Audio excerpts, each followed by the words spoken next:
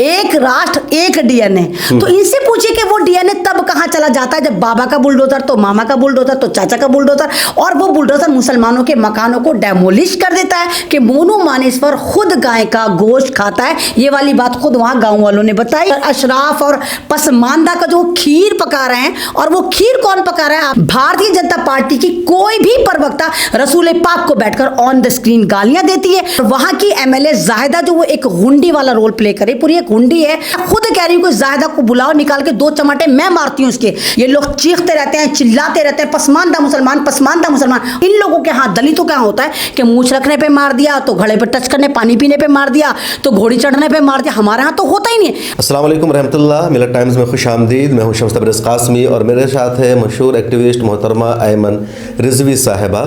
हरियाणा और राजस्थान गौ तस्करी का अड्डा बना हुआ है। बहुत ज़्यादा मुसलमानों की मॉब लिंचिंग भी वहाँ की गई है गौ तस्करी के इल्ज़ाम में। पिछले दिनों जुनैद और नासिर का कत्ल किया गया, उनको जलाया गया, इल्ज़ाम था उन पर गौ तस्करी का।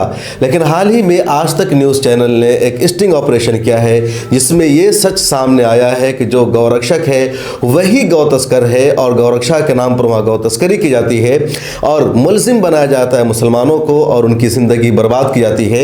हमारे साथ है ऐमन रिजवी साहिबा जिन्होंने भरतपुर का दौरा किया, जुनैद और नासिर के जो रिश्तेदार हैं, जो वारिसीन, उनसे मुलाकात की है, वहाँ प्रोटेस्ट में हिस्सा लिया है, पूरी सच्चाई से वाकिफ़ है। इनसे जानने की कोशिश करेंगे कि आज तक का जो स्टिंग ऑपरेशन आया है उसकी सच्चाई क्या है। देखिए, ये सच्चाई तो शम्स आप भी बोलते चले आ रहे हैं, बहुत सारी वीडियोस में हमने भी बोला और लगातार हम भी इसी पे काम कर रहे हैं कि ये जो गौ रक्षक के नाम पर है असल में यही भक्षक है। तो यहाँ पर तो सैल्यूट अंजना को बनता है कि अंजना आपने बहुत अच्छा स्टिंग ऑपरेशन करा, हालांकि आज तक हमेशा बदनाम रहा है, लेकिन यहाँ पर आज तक ने जो एक काम करा है उसके लिए वाकई आज तक को फुल फ्लेज हम लोग जो हैं वो बहुत ज़्यादा समर्थन देते कि आपने कोई तो काम अच्छा करा कि जहाँ आपने एक सदाकत को दिखाया जिस तरह इसमें दिखाया गया। और वो लोग जो बड़े बड़ी जात के हैं, कोई ठाकुर है, कोई मिश्रा है, और कोई नूह का है, कोई रोहतक का है, कोई मेवात का है, वो लोग खुद कबूल रहे हैं कि हम लोग जो हैं वो पुलिस वालों से मिलजुल कर इन लोगों को पकड़ते हैं, हम गाड़ियों को पकड़ते हैं, फिर उनके हाथ पैर तोड़ देते हैं, फिर हम थाने में ले जाते हैं। तो थाने में अगर उनके हाथ पैर कम टूटे होते हैं तो उनको फिर जेल में डाल दिया जाता है, नहीं तो बीच में ही कंपनसेट कर लिया जाता है, कहीं 30,000 ले लिया जाता है, कहीं 40,000 ले लिया जाता है।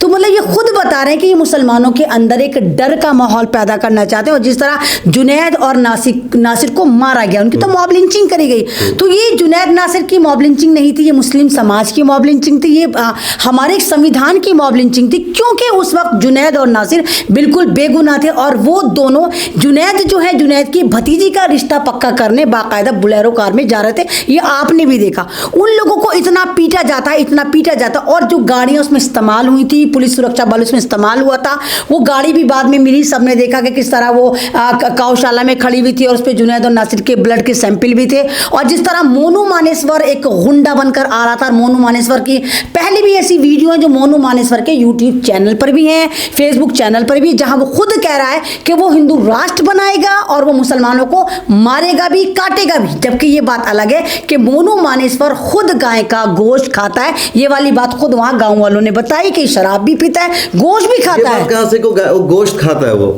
वहां के लोगों ने कहा कि ये खुद गाय का गोश्त खाता है और ये खुद तस्कर है, ये खुद गाय की सप्लाई देते हैं। देखिए कितनी बड़ी बात है कि मोनू मानेसर जो खुद को गौरक्षक बताता है, पुलिस से उसको सर्टिफिकेट हासिल है, अवार्ड तक दिया गया है, उसके बारे में ऐमन रिजवी कह रही कि गाय का गोश्त खाता। गोश्त खाना ज्यादा बड़ी बात नहीं है क्योंकि हिंदुस्तान में 70 से 75% लोग गोश्त खाते हैं और मुसलमान सिर्फ 14% है, तो आप समझ लीजिए कि बकिया 70% में गोश्त शामिल है।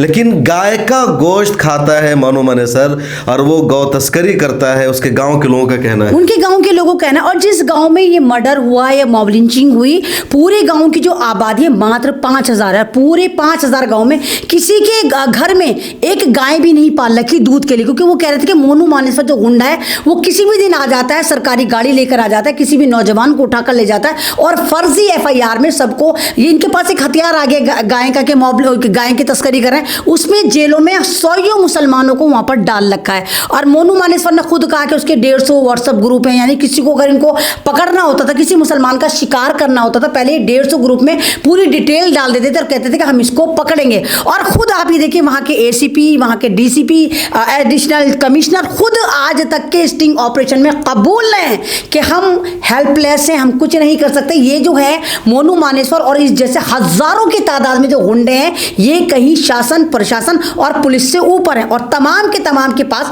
अवैध हथियार हैं। खुद वो लोग कह रहे हैं कि हमें तो खुद ही अवैध हथियार मिल जाते हैं। एक दफा तो उसने एक बंदा तो ये कबूला है कि हम 300 राउंड के फायर भी करते हैं। कहां से गोलियां आती हैं? खुद कह रहे हैं हम तो कहते हैं भैया मुसलमानों को मारना है, कसाईयों को मारना है, कोई भी हमें आके कोई 100 गोलियां देके चला जाता है, कोई 50 बुलेट देके चला जाता है। मतलब बंदूक की जो इलीगल बंदूक है, उनके लिए जो गोलियां कारतूस हैं वो इनको फ्री में मिलती है और वहां पर शासन प्रशासन आराम से बैठा है। क्या आपको लगता है कि पुलिस का काम यह है कि आप गाय तस्करी जो कर रहा है आप उसको प्रमोट कर, फिर क्या है कि हम तो कुछ नहीं कर सकते, इनके ऊपर का हाथ है? तो वो कौन लोग हैं ऊपर का हाथ है? ऐमन साहिबा, मोनू मानेसर को आप आरोपी बता रही है, उसका पूरा वो सच सामने आ गया है। प्रशासन ने भी तस्लीम किया कि गुंडागर्दी उसकी हो रही गौ रक्षा के नाम पर। लेकिन हाल ही में आपके एक दोस्त हैं, एक चैनल के वो एडिटर भी हैं, उन्होंने कहा कि मोनू मानेसर को इसलिए इसमें घुसेटा जा रहा है कि वो यादव समाज से ताल्लुक़ रखता है, वो बेकसूर है, वो गौ रक्षक है और वो अपनी जगह सही है, गौ रक्षा का काम करता है। उसका जो लोग नाम इसमें घिसेट रहे वो दरअसल मुजरिम है, गुनहगार हैं, यादव होने की वजह से उसको इसमें घिसेटा जा रहा है। मेरा दोस्त किसको बोल रहे हैं मैं तो नहीं समझी। अब वो नेशनल दस्तक में आप जाते हैं ना, शंभू कुमार नहीं तो नहीं, देखिए वो मेरे दोस्त नहीं है। जैसे आप मेरे भाई हैं ऐसे ही वो मेरे भाई हैं। अच्छा। शंभू जी नाम है उनका, नेशनल दस्तक में बहुत मान सम्मान से उन्होंने मुझे बुलाया है, कई बार मेरे बहुत अच्छे इंटरव्यूज भी हुए हैं। मुझे नहीं मालूम कि शंभू जी को क्या हुआ कि शंभू जी एकदम जो है वो मोनू मानेसर को मोनू भैया बताकर, यादव बताकर, जो हमें भी नहीं पता, किसी को भी नहीं पता, जात बताकर उसको बचा रहे। मुझे नहीं मालूम ऐसा क्यों करा शंभू जी ने, लेकिन सारी दुनिया को पता है सिवाय शंभू जी के कि मोनू मानेसर असल कल्पित है और यही वजह है कि मोनू मानेसर भाग गया। आप एक बार बताइए, अगर मैं मुजरिम नहीं होंगी तो मैं क्यों भागूंगी? वो नेपाल भागा हुआ है, कैसे भागा? उसका मोबाइल ट्रेस पे था, जाहिर सी बात है पूरा शासन, प्रशासन, एडमिनिस्ट्रेशन, गवर्नमेंट ने उसको भगा के नेपाल पहुंचा दिया, क्योंकि नेपाल में हमारा संविधान नहीं लगता। अच्छा, स्टिंग ऑपरेशन में इतना बड़ा इंकशाफ हो जाने के बाद मोनू मानेसर के हवाले से या दूसरे गौरक्षकों के हवाले से भी क्या नेशनल दस्तक का जो स्टैंड है बदला है या वही है? देखिए मुझे तो अभी नहीं पता, क्योंकि मैं तो अभी नेशनल दस्तक में नहीं गई, कोई ऐसा इशू भी नहीं आया। हो सकता है मैं आपके चैनल पे आकर मैं बोली हूँ तो शायद वहाँ भी नाराज़गी हो गई हूँ, क्योंकि आपको उन्होंने एक जो आपको मुल्ला टाइम बोला और कटमुल्ला मुसलमानों को बोला, तो मुझे वो गाली लगी। मैं भी बीइंग अ मुस्लिम एक मुसलमान हूँ, मैं नेशनल दस्तक का भी बहुत एहतराम करती हूँ, मैं आपका भी बहुत एहतराम करती हूँ, लेकिन मैं ये नहीं चाहूंगी कि एक सभ्य नागरिक के साथ अपने आप को इतना बड़ा पदवी पे मानने वाले शंभू जी आपके चैनल को मुल्ला टाइम बोले या कटमुल्ला बोले, या जो वो अशराफ और पसमानदा का जो खीर पका रहे हैं, और वो खीर कौन पका रहा है आप जाकर देखिए। अगर आपने चैनल नहीं देखा, आप आर्टिकल 19 जाकर देखिए, जहां पर वो नवीन कुमार है, वो खुद कह रहे हैं कि बीजेपी का 24 का जो एजेंडा है वो मुसलमान, अशराफ मुसलमान और पसमानदा मुसलमान है, क्योंकि बीजेपी एक नया फंडा लेकर आने वाली है। पश्चिमी उत्तर प्रदेश में इसकी तैयारी जोरों शोरों चली, जहां पर ये कह रहे हैं एक राष्ट्र एक डीएनए। तो इनसे पूछिए कि वो डीएनए तब कहां चला जाता है जब बाबा का बुलडोजर, तो मामा का बुलडोजर, तो चाचा का बुलडोजर, और वो बुलडोजर मुसलमानों के मकानों को डेमोलिश कर देता है बिना जुर्म के। या आपने भी देखा वो बुलडोजर जब कहां चला जाता है, जब आप किसी भी मदरसे को तोड़ कर आ जाते हैं, वो बुलडोजर तब कहां चला जाता है। भारतीय जनता पार्टी की कोई भी प्रवक्ता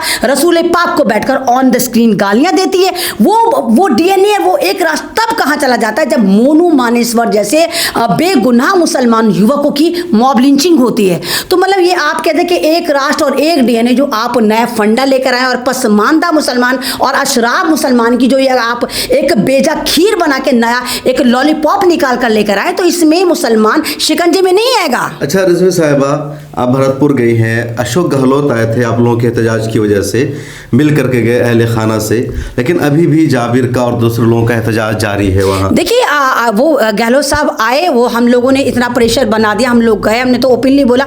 मैंने फिर आपके चैनल से बोल रही हूँ कि मुझे अफसोस है कि राजस्थान में कांग्रेस की सरकार है और वहाँ की एमएलए जाहिदा जो वो एक हुंडी वाला रोल प्ले करे, पूरी एक हुंडी है, उसका सगा भाई बीजेपी के अंदर है, 3 बेटे उसने वहाँ पे प्रधान बना रखे हैं दादागिरी से। पूरे पूरे गांव में ना तो कोई अस्पताल है, ना सड़कें हैं, ना डिस्पेंसरी है, ना स्कूल, कुछ नहीं है।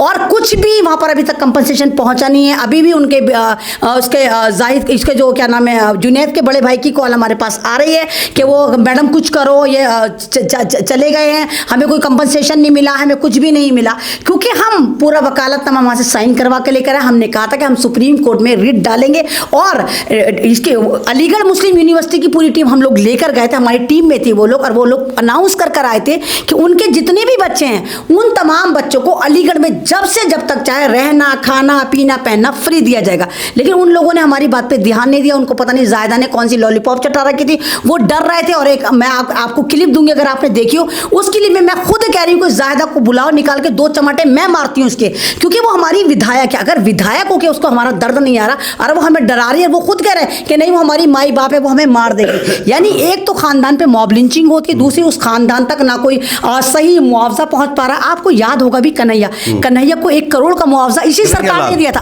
कन्हैया लाल याद होगा। और उस कन्हैया लाल के को जिसने मारा था, हमने उनके खिलाफ वीडियो बनाई थी, और मैंने पहले ही इंटरव्यू में कह दिया था कि यहां पर मुझे आरएसएस और बीजेपी के तार की बू आ रही है। और बाद में वो लोग बीजेपी और आरएसएस के निकले थे। वो इनका जो हिंदू मुस्लिम मंच करके इन्होंने बना रखा है, वो उसी के थे। तो कहने का मतलब ये कि आप अब मुसलमान और हिंदू देख के कंपनसेशन अनाउंस करेंगे। वो दोनों फैमिली गरीब है, इसलिए वहां पर 1-1 लाख देकर आप आ गए, वहां पर अभी तक कुछ नहीं पहुंचा। तो कहने का मतलब यही है कि आप मुसलमानों के साथ ये जुल्म कब तक कर सकते हो। और फिर दूसरी तरफ आप 24 जीतने के लिए जो तैयारी कर रहे हैं कि एक राष्ट्र और एक डीएनए, ये तो हो ही नहीं सकता। अच्छा ऐमन साहिबा, ये जो स्टिंग ऑपरेशन आया उसमें सच आया है कि जो गौरक्षक है वही गौ तस्कर है, लेकिन मॉब लिंचिंग की जाती है मुसलमानों की। तो आपको क्या लगता है ये सिलसिला रुकेगा, प्रशासन कुछ कार्रवाई करेगी या चलता रहेगा? नहीं, ये सिलसिला नहीं रुकेगा। और इसके बाद एक और मॉब लिंचिंग वहाँ पर मेवात में हो चुकी है। बिहार में भी 2 मॉब लिंचिंग की मेरे पास न्यूज़ है। और लगातार जिस तरह उत्तर प्रदेश में मुसलमानों को टारगेट करा जा रहा है, जिस तरह मध्य प्रदेश में मुसलमानों को टारगेट करा जा रहा है, तो ये कह देने से कि नहीं मॉब लिंचिंग रुकेगी, नहीं रुकेगी। मॉब लिंचिंग जब तक नहीं रुकेगी जब तक आप दोषियों को ऑन दी स्पॉट सजा नहीं दे देते। आपको याद होगा कटवा कांड, जहां 8 साल की बच्ची के साथ गैंग रेप करके उसको बाकायदा मारा गया था। और तमाम बीजेपी के बड़े बड़े नेता थे, और उसको तमाम रेपिस्टों के सम्मान में भारतीय जनता पार्टी तिरंगा यात्रा निकाली थी।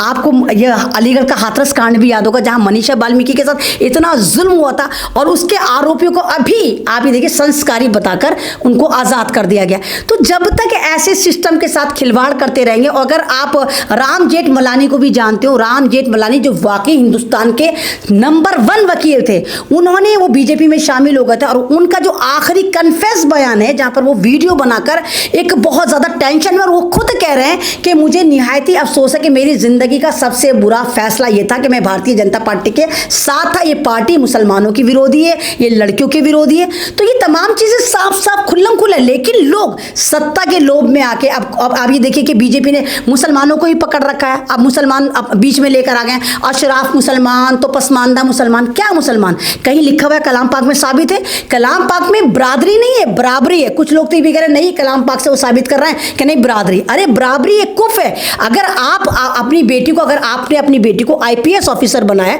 तो जाहिर सी बात है आप अपनी बेटी को कहीं किसी दूसरी, ऐसे तो नहीं दे सकते कि वो बेटा कोई ठेला चला रहा हो चाहे मुसलमान ही हो, तो वहां पर आप बराबरी देखेंगे ना। होते हैं पसमानदा मुसलमान होते हैं, और हिंदुस्तान में तो इस वक्त 99% मुसलमान पसमानदा है। मैं अपने खानदान की पसमानदा बेटी हूँ। अब आप ये देखिए मोदी जी चाय बेच रहे हैं, तो मोदी जी तो अशराफ चाय वाले हो गए, जो बेचारे रोड पे चाय बेच रहे हैं ये पसमानदा चाय वाले हो गए। पसमानदा तो गाड़ियों के अंदर भी मुझे लगता है, एक गाड़ी ऑडी है, एक गाड़ी बेचारा वैगनार उठा के फिर रहा है 5-6 लाख की, तो वहां पर भी पसंद है, तो ऑल्टो से भी नीचे चले गए। तो ये पसमानदा माने होता है कि वहां पर मूव न करना। लेकिन अगर आप ये कह रहे हैं कि नहीं मुसलमानों में अशराफ मुसलमान होते हैं, तो ये नहीं है भाई। कुछ मुसलमान पढ़ लिए, अब क्या, अब कुछ लोग कहते हैं नहीं हमें पढ़ने नहीं दिया, हमें लिखने नहीं दिया। जिस धर्म का कुरान एक, जिस धर्म की मस्जिदें एक, कहीं पे मस्जिदों में आपने देखा कि यहाँ पर ये मस्जिद में नमाज नहीं पढ़ेंगे, ये नहीं पढ़ेंगे। तमाम मज़ाहिब के लोग जो है मुसलमान, जितनी भी कम्युनिटी वाले सब नमाज पढ़ते हैं। ये तो कैरेक्टर वैसे बने, अगर किसी ने गोश्त का काम करा तो उसने कुरैशी लगा लिया, किसी ने नाई का काम करा तो उसने आप ये देखिए कि उसने अपने आप को नाई बता दिया, अब सैफी लगा लिया। किसी ने बढ़ई का काम करा वो भी सैफी हो गए, किसी ने तेल का काम करा वो तेल ही कहलाया, लेकिन अब वो मलिक हो गए। तो ये जो बंटवारा चल रहा है, इसके लिए करोड़ों करोड़ों रुपए खर्च करा है बीजेपी ने, आरएसएस ने, जिसमें हमारे ही लोगों को, हमारे धर्मगुरु जैसे दिखने वाले लोगों को उसमें मुलविस करा गया। ये लोग चीखते रहते हैं, चिल्लाते रहते हैं, पसमानदा मुसलमान, पसमानदा मुसलमान। और अफसोस की बात, वो लोग जो टीवी डिबेट में आके आपको पसमानदा पसमानदा मुसलमान कहते हैं, वो खुद एक लग्जरी लाइफ जी रहे होते हैं और खुद कहते हैं कि नहीं, हम तुम्हारी आवाज़ है, हम भी पसमानदा मुसलमान। आप कैसे पसमानदा मुसलमान हो गए? आप तो डिबेट में बैठे हैं, आप तो कोठियों में रहते हैं, आप तो एमपी हैं, आप तो मिनिस्टर हैं, आप कैसे पसमानदा मुसलमान हो गए? आप तो उस कैटेगरी को छोड़ के ऊपर जा चुके हैं। तो ये बहुत बड़ा ड्रामा है। ये उन तमाम लोगों को सोचना चाहिए, उनको समझना चाहिए कि ये हमारे अंदर तिफरका पैदा करे। अब दलित मुसलमान कब होता है? क्या हमारे यहाँ मनुस्मृति होती है? मुसलमानों में मनुस्मृति कभी आप ये बताइए कोई, आप, मैंने खुद देखा है ओखला की मस्जिदों में बाहर जो भीख मांग रहे होते हैं बैठे हुए, जब अजान का टाइम होता है, जमात का टाइम होता है, बाखुदा वो लोग अंदर जाके नमाज पढ़ते हैं। क्या उनको धक्का देकर भगाया जाता है? तो हमारी मस्जिदों में बताइए कब कोई मॉब लिंचिंग हुई, कब किसको मारा गया? हाँ, इन लोगों के हाथ, दलितों के यहाँ होता है कि मूछ रखने पे मार दिया, तो घड़े पे टच करने, पानी पीने पे मार दिया, तो घोड़ी चढ़ने पे मार दिया। हमारे यहाँ तो होता ही नहीं है। अब ये लोग अपनी पर्सनली दुश्मनी निकालने के लिए ये मुस्लिम समाज को भी किसी ना किसी तरह दलित दलित दलित पसमानदा मुसलमान बनाने के दर पे, ताकि ये चाहते हैं जो करप्शन हमारे यहाँ है वही करप्शन इनके यहाँ हो जाए। तो इस चीज के लिए बहुत सारे यूट्यूबर्स भी इनका साथ दे रहे हैं। मैं उनको जर्नलिस्ट नहीं कहूंगी, वो यूट्यूबर हैं जो माइक उठाकर फायदा उठा रहे हैं अपनी टीआरपी का और अपने व्यूवर्स को एक इमोशनली ब्लैकमेल कर रहे हैं। मुसलमान भी चले जाते उनके साथ। तो वो मुसलमान नहीं है। मुसलमान होना और मुसल्ले ईमान होना अलग बात है। मुसलमान अहमदीन, फजरुद्दीन, फखरुद्दीन होना अलग बात है। एक आप मुसल्ले ईमान है, आप अल्लाह को मानना है, आप रसूल को मानना है, आप अल्लाह ताला के अहकामात को मानना है, वो आप मुसलमान है। अगर आप बराबर, आप लोगों में डिवाइडेशन करवा रहे हैं, आप फूट पड़वा रहे हैं, क्योंकि इस्लाम अमन का नाम है, इस्लाम जोड़ने का नाम है, इस्लाम तोड़ने का नाम नहीं है जनाब। जो तोड़ने की बात करता है वो समझ लीजिए वो मुनाफिक है, वो मुसलमान नहीं है, वो ज़रूर यजीदी ग्रुप का बंदा है। तो बहुत शुक्रिया, हमारे साथ थी मोहतरमा ऐमन रिजवी साहिबा, जिन्होंने भरतपुर, गौ तस्करी, गौ रक्षक, स्टिंग ऑपरेशन और कई सारे मुद्दों पर बातचीत की है। और आखिरी पैगाम यही कि मुसलमानों की यूनिटी को, इनके इत्तेहाद को ख़त्म करने के लिए मुसलमानों के ही बीच से कुछ लोगों को पैदा किया जाता है, ताकि मुसलमानों के आपस में इंतशार पैदा किया जा सके। कैमरामैन तमन्ना के साथ शम्स तबरेज़ कासमी। आप अपना ख्याल कमेंट सेक्शन में ज़रूर लिखिएगा और आपसे रिक्वेस्ट है मिल्लत टाइम्स के ज्वाइन बटन पर क्लिक करके मेंबरशिप ज़रूर ले लीजिए। आपका सपोर्ट हमारी ताकत और हमारा सरमाया है।